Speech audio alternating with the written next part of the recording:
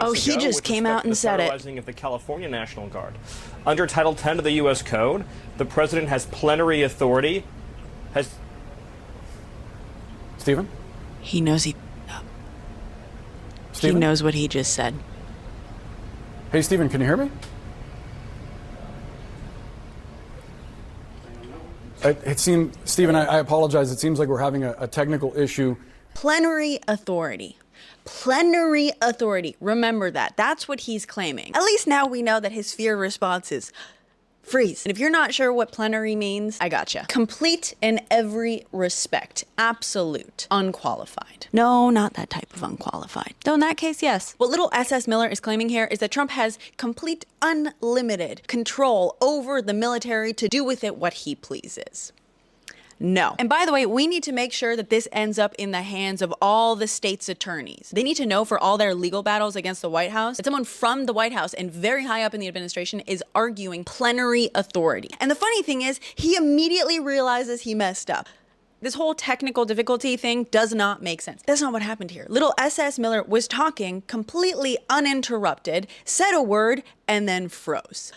By the way, if you needed any more confirmation about the brain power behind this hate, if the audio had just cut out, he would have had no idea because he was the one talking. If he started getting a different audio issue, maybe like a weird noise or interference, he would have said that, or at least any normal human being would have said, I'm getting a weird noise. This was little SS Miller realizing immediately that he really stuck his foot in it. He said the quiet part out loud. One commentator even suggested that perhaps he had been rehearsing this argument to roll out at a later date. And I think that that might not be far off. Maybe it wasn't so much rehearsal, but it's clear that this is language that slipped out because that is how he's viewing it and how he's talking about it. They are prepared to claim complete, unlimited authority to do whatever he wants with the military. Wake up. By the way, if you wanted any confirmation of why AI overviews or tech companies are not your friends, when I went to pull up US Code Title 10, which by the way, everyone should download before they try anything sneaky, it was clear people had been looking this up because the top suggested search was US Code Title 10 plenary authority. I clicked to see what people were being served up. And sure enough, in the AI overview, it says that while the US Code does not explicitly use the term plenary authority, instead it defines the authority of the president to call members and units of the National Guard into federal service to suppress rebellion, repel invasion, or execute federal laws,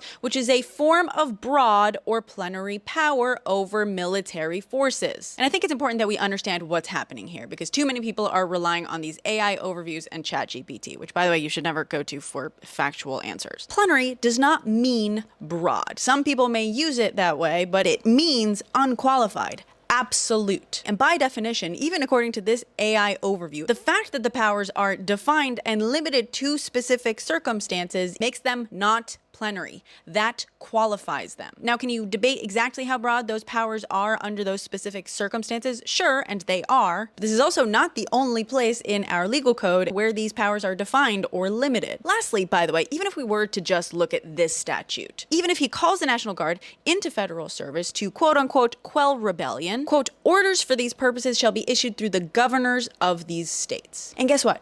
Governors, while they have to follow federal law, cannot be compelled to follow a presidential order because we have something called the anti-commandeering doctrine. It's part of that little states' rights thing. Basically, the principle is that the federal government cannot take over or commandeer a state government to use it as part of the federal government.